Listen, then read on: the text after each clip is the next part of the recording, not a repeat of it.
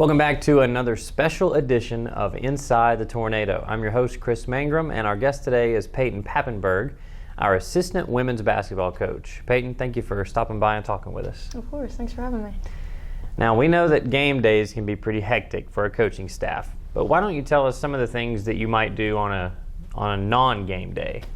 Yeah, non-game days are, in my opinion, probably one of the most important things that kind of goes into coaching. Really, we kind of get into the office early. Non-game days are typically a little bit later than a regular game day because it's kind of set in stone on game days. But we typically kind of get into the office and start kind of going through our practice plans, kind of what we're going to do, what we're going to prepare for the game, and whoever our opponent is. And then the rest of the day is kind of just like consecutively spaced out of watching film, breaking down if we have previous film, previous practices, breaking down what we need to do to get better or work on or kind of adjust to whoever we're going to end up playing. But it's kind of just doing that, and then on the off side of kind of the film and the game side, it's really just making sure our players get treatment, seeing the trainers, making sure that they're okay, just like the mental side of the physical not being on the court. Now, you've played and coached several sports over the last several years. What led you to decide to pursue coaching at the college basketball level? Yeah, so actually I got my undergrad in sports medicine. I typically wanted to be an athletic trainer. I ended up doing that for a while and kind of veered off because I really just love the game. I miss being on the court. I miss just kind of the cycle that I've always kind of known. I went into that really because I have a lot of inspiration from my coaches in the past. They've kind of shaped me to who I am, and I want to carry that and do that for other young women because I feel like that's something that's important, and a relationship with a coach is something that is very special to a young lady. Now, you've been a part of many teams in your life, a lot of playing, some coaching now as you're moving into that phase of your career. As we celebrate 50 years of Title IX legislation, what would you say Title IX has meant for you in your career thus far? Well, quite frankly, if we didn't have it, I wouldn't be where I am. It's kind of what I do day to day is coach young women. So without it, really I wouldn't be doing what I love. So I'm very grateful for that. And I think it's important for young women to be able to experience this, unity within a team, the environment, different backgrounds, kind of just like bringing a bunch of different people together.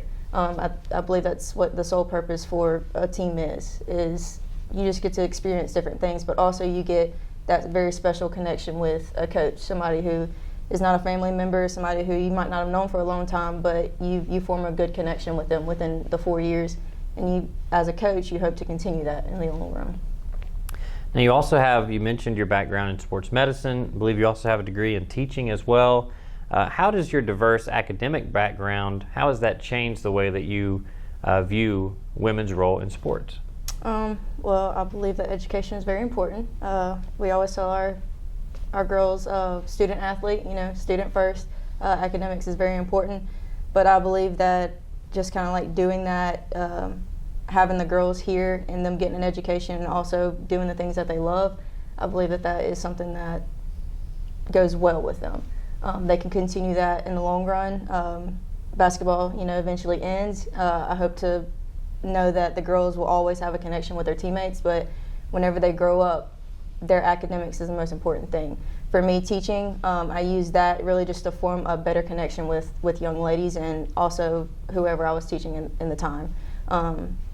Some of them who don't always play sports form connections with teachers, so I use that as another leeway as to kind of connect with students and bring them into like a loving environment. It sounds like you're very focused on what you can do to help this next generation of young women in sports. I'm curious if you had any older women or even men coaches that poured into you to help you to where you are today. Absolutely. My high school coach, she's somebody who's very special to me, somebody who I still talk to day to day. She kind of molded me into who I am. She taught me, the ins and outs of basketball, but also the ins and outs of life. Yeah.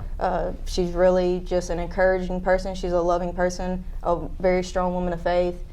She really helped me through a lot of things growing up.